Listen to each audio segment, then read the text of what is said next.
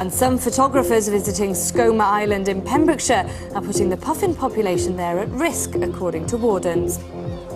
Visitors to Skomer Island off the coast of Pembrokeshire are being warned to take more care in their attempts to photograph its famous puffins. Will Fife reports. Potentially one of the most iconic birds in the world.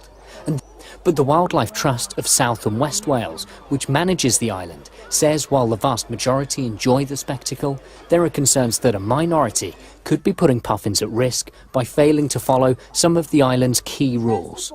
Skomer Island is absolutely covered in burrows. This path that we're walking on here is quite narrow, and all around us there's looks like just vegetation, but underneath all this bracken there's lots and lots of burrows where there's birds in at the moment.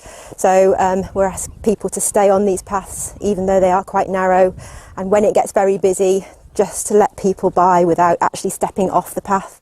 With up to 250 new visitors coming to the island every single day and only around 12 staff and volunteers stationed here, policing it can be a really difficult job, especially when everyone's pushing for that perfect photograph of a puffin.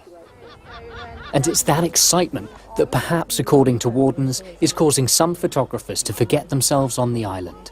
But one lapse in concentration could potentially be fatal, with chicks of several bird species buried just inches under the soft earth.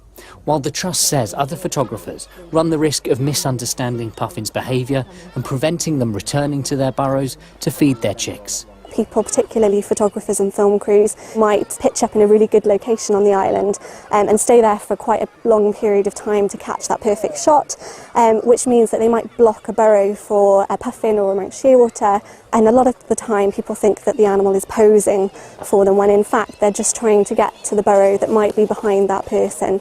It's around now that young puffins, known as pufflings, leave their parents and fly out to sea for the first time. When they come back in around 2 years, wardens here will be hoping that they'll be able to raise the next generation of puffins hand in hand with the hundreds of visitors on Skomer that come here to enjoy this ever rarer spectacle. And let's take a look at the weather forecast now. Benaz is here. How's it looking? Well, we do have looking. Well, we do have looking. Well, we do have looking. Well, we do have